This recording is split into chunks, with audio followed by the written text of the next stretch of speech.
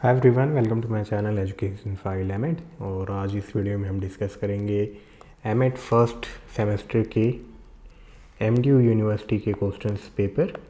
तो एग्ज़ाम्स आने वाले होंगे, आई होप आपको इससे थोड़ी मदद मिलेगी कि क्वेश्चंस का क्या पैटर्न रहता है। तो जैसा बीएड में है उसी तरह से कोई अलग नहीं है, लेकिन बस सब्जेक्ट अलग हैं तो क्वेश्चंस ऑफ कोर्स अलग होंगे, है ना। तो टोटल क्वेश्चंस 9 होंगे, सब कुछ डिटेल बाकी लिखी होगी। तो ये है psychology of learning and development का। मैक्सिमम मार्क्स 80 और 3 आवर का पेपर होगा, राइट। तो आपको ये पता ही है कि 5 क्वेश्चंस होते हैं, जिसमें से एक क्वेश्चन जो क्वेश्चन नंबर 1 होता है वो कंपलसरी होता है, और सभी क्वेश्चंस क्या होते हैं 16 मार्क्स के होते हैं। चाहे उनको बाइफरकेट कर देते हैं, 8 के 2 दे देंगे या तो फिर 4 के 4 दे सकते हैं वो, ठीक है। लेकिन क्वेश्चंस मतलब एक क्वेश्चन 16 मार्क्स का ही होगा। Okay, getting my point. तो सपोज ये पहला क्वेश्चन है, इसमें आपको शॉर्ट नोट लिखना है किस पे, कॉन्सेप्ट ऑफ कॉग्निटिव डेवलपमेंट पे। बहुत इजी है, आपने बीएड में भी पढ़ा होगा। Then educational implication of motivation, तो ये भी इजी है कि मोटिवेशन को एजुकेशन में कैसे अप्लाई कर सकते हैं, है ना, उसको रिवॉर्ड देके, प्रेज देके। देन फैक्टर्स अफेक्टिंग इंटेलिजेंस, तो ये भी बहुत इंपॉर्टेंट, बहुत ईजी है, हेरिडिटी और एनवायरमेंटल फैक्टर। देन आपको बताना है कॉन्सेप्ट ऑफ एडजस्टमेंट। एडजस्टमेंट क्या है, आराम से आपने नहीं भी पढ़ा है तब भी आप लिख सकते हो। देन आपको बताना है meaning concept of growth and development, तो ये बीएड में पढ़ा है और ये साइकोलॉजी का one of the most important topic है, या हर एक जगह आता ही आता है ये। देन आपको बताना है factors affecting growth and development, तो इसको 4 मार्क के अकॉर्डिंग लिख लेना, है ना। मतलब आपको ग्रोथ का मीनिंग कॉन्सेप्ट लिखना है 4 मार्क्स, देन आपको डेवलपमेंट का लिखना है 4 मार्क्स, देन आपको फैक्टर्स ही बताने दोनों के लिए, तो 4 मार्क्स के अकॉर्डिंग इसको लिख देना आप। देन इसमें चॉइस है, या तो आप एक्सप्लेन कर सकते हो कोलबर्ग की मॉरल डेवलपमेंट थ्योरी को। तो ये लास्ट ईयर का पेपर है, ठीक है। देन आपको बताना है लर्निंग प्रोसेस को डिटेल में, और बताना है कैरेक्टरिस्टिक क्या है, फैक्टर्स कौन कौन से इसको अफेक्ट करते हैं। देन इसी में और चॉइस है describe behaviouristic theory of learning in detail. तो बिहेवियरिस्टिक थ्योरी आपको पता ही है, स्किनर की और पावलो की, classical conditioning and operant conditioning, और वॉटसन ने जो भी बिहेवियरिस्ट के बारे में कहा था, बिहेवियरिज्म के बारे में कहा था, तो वो सभी चीज़ें आप लिख सकते हो इसमें। देन यूनिट 3 में आते हैं, तो इसमें ब्रेनस्टॉर्मिंग बहुत ईजी सा टॉपिक है, वीडियोज अवेलेबल है इसका। एरियट्स की थ्योरी बतानी है क्रिएटिविटी की, तो ये भी अवेलेबल है, बहुत ईजी है ये भी। और आपको हिंदी में भी चॉइस मिलेगी, ठीक है, मतलब हिंदी में भी लिखा रहेगा तो आपको समझने में आसानी हो जाएगी क्वेश्चन को। देन आपको बताना है मीनिंग ऑफ इंटेलिजेंस क्या है, और गार्डनर की मल्टीपल इंटेलिजेंस थ्योरी, तो आप देख सकते हो बहुत ईजी सा क्वेश्चन है। Then Eysenck and Allport theory of personality के बारे में बताना है। Then concept and nature of adjustment, ठीक है, मतलब आपको हर एक यूनिट में चॉइस मिलेगी। देन आपको कॉन्सेप्ट एंड नेचर बताना है पर्सनैलिटी का, और असेसमेंट टेक्निक बतानी है पर्सनैलिटी की। चलो देन आते हैं इंट्रोडक्शन टू एजुकेशनल रिसर्च में, तो सेम पैटर्न रहेगा, इसमें कौन कौन से क्वेश्चन आते हैं। एक्शन रिसर्च क्या है, importance of study of review of related literature क्या है, concept of quartile deviation, meaning of rank difference correlation. तो स्टैट का पोर्शन है, आप इसमें अच्छे से पढ़ के जाना। What do you mean bye scientific method, तो हर एक रिसर्च की बुक में सबसे पहले साइंटिफिक मेथड के बारे में ही बता रखा है, तो ये पढ़ लेना, बहुत सिंपल सा है। साइंटिफिक मेथड बेसिकली क्या है, जो भी सिस्टमैटिक स्टडीज़ होती है ना किसी भी डिसिप्लिन में, तो जब सिस्टमैटिक स्टडीज़ होती हैं उसी को क्या कहते हैं, साइंटिफिक मेथड। क्या साइंस अपने आप में क्या है, सिस्टमैटिक स्टडी है, हम किसी को ऐसे ही नहीं पढ़ लेते हैं।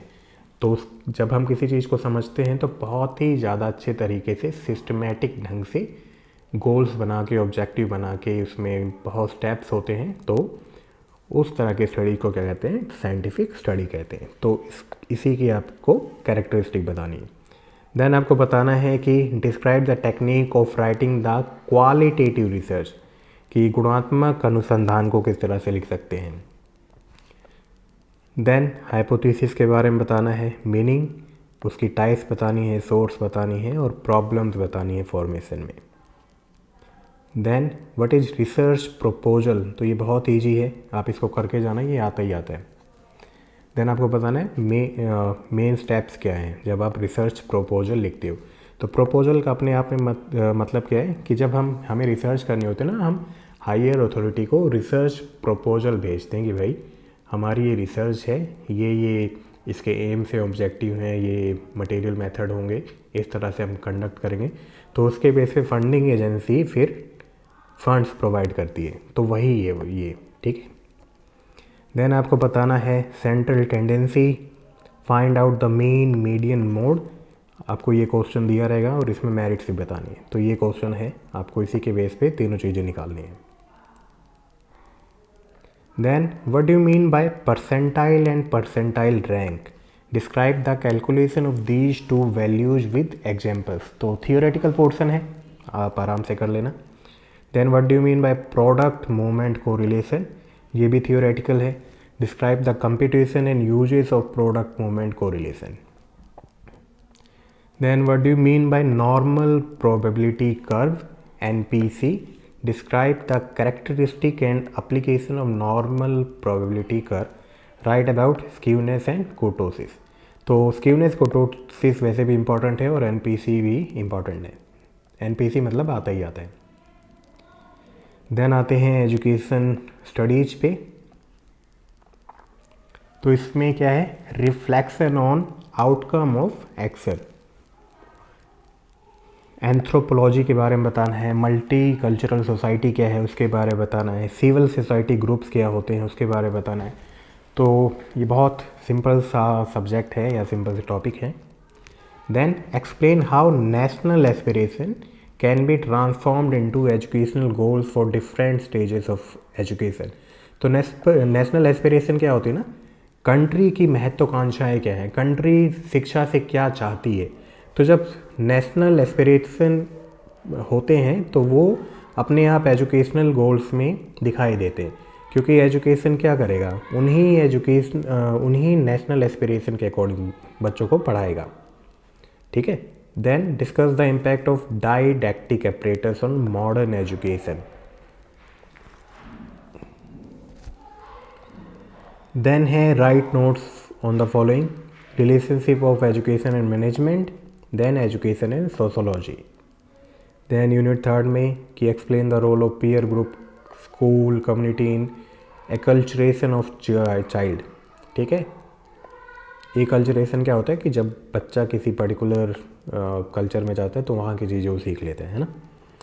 Then elaborate the various constitutional provisions for education of socio economically deprived group, कि क्या क्या चीज़ें हैं कॉन्स्टिट्यूशन में हमारे।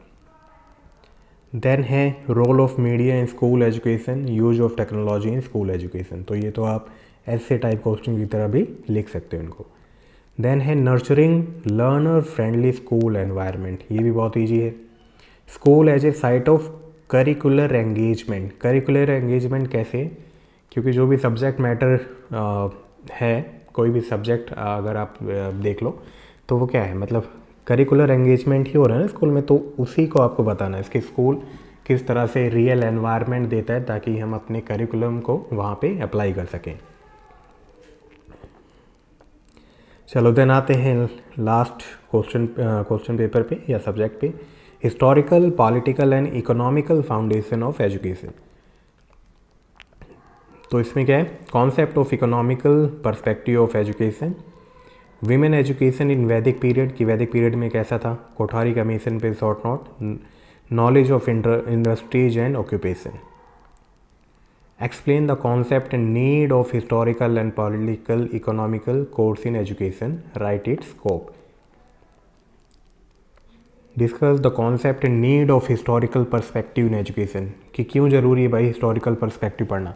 तो वो इसलिए ज़रूरी कि पहले कैसी शिक्षा थी, है ना, कैसे विमेन की स्थिति थी, फीमेल्स की स्थिति क्या थी, या वीकर सेक्शन की स्थिति क्या थी, तो उसको समझना, उसने कैसे टाइम के साथ अपग्रेड हुआ वो, और उन गलतियों को समझ के सीख के हम अपने आने वाली एजुकेशन में ऐसी चीज़ें करें ताकि वो प्रॉब्लम फिर से ना आए, है ना।